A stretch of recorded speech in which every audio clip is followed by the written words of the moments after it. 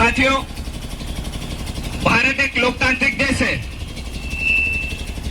जो संविधान बना है उसके अनुसार संविधान में लिखा गया है कि जो जनता की आवाज हमारे लोक प्रतिनिधि उठाएंगे, जिनको हम वोट देके भेजते हैं,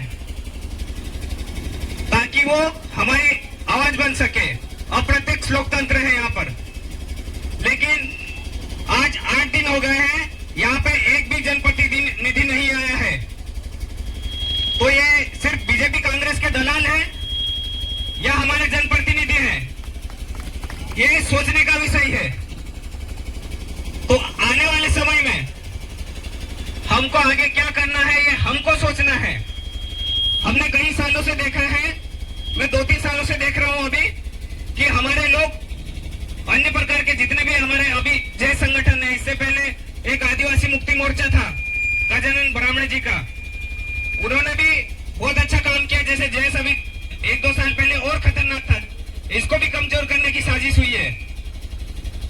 लेकिन संगठन में होने के बाद भी हमारे नेताओं को बीजेपी कांग्रेस में जाना पड़ रहा है। क्यों?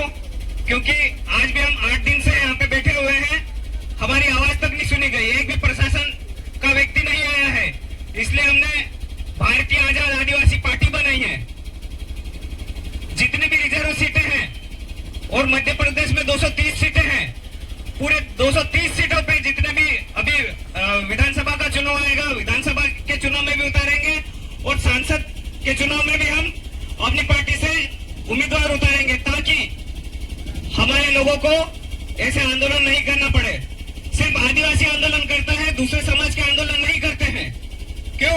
क्योंकि उनके जनप्रतिनिधि जितने भी हैं, वो उनके समाज के लिए खड़े रहते हैं। लेकिन यहाँ पे दुख की बात है कि हमारे यहाँ पे मध्य प्रदेश में लगभग 25% आदिवासी हैं, लेकिन यहाँ पे एक भी हमारे जनप्रतिनिधि नहीं आया है।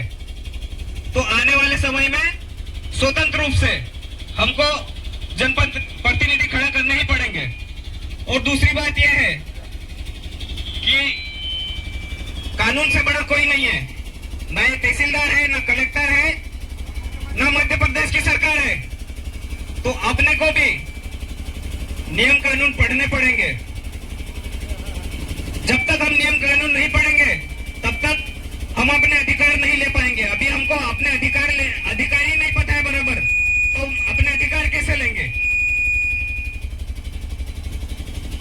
और दूसरी बात यह है कि यहाँ पे जो जनरल कानून चलते ही नहीं हमारे ऊपर। एक तो 5वीं अनुसूचित क्षेत्र है, यहाँ पर पैसा एक्ट है, तो ये जो इलीगल नोटिस हमको दे दिया जाता है। क्यों दे दिया जाता है? कि हमारे लोग पढ़े लिखे नहीं है, तो उनको ये लगता है कि सरकार ने नोटिस दे दिया है तो ये सबसे बड़ा होगा। ये जो सरकार नोटिस भी दे रही है, ये सरकार भी इलीगल है, क्योंकि हमारे क्षेत्र में ये चलता नहीं है। एक नोटिस दे दिया और तीसरे दिन आ गए हमको उजाड़ने के लिए।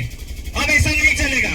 अगर हम आवेदन भी करेंगे, निवेदन भी करेंगे, अगर नहीं हुआ तो आने वाले समय में इनके ऑफिसर्स पे ताले भी लगेंगे, क्योंकि ये सरकार चल रही है हमारे मैनेजमेंट के लिए चल रही है, हम पे राज करने के लिए नहीं चल रही है। तो आने वाले समय में हम इतने जागरूक हो जाएंगे, इतने युवा रहेंगे हमारे, अगर ये नहीं सुनेंगे, क्योंकि हमारे टैक्स पे नौकरी कर रहे हैं, आने वाले समय में हम इनके ऑफिसर्स पे भी ताला लगाएंगे। जोहार।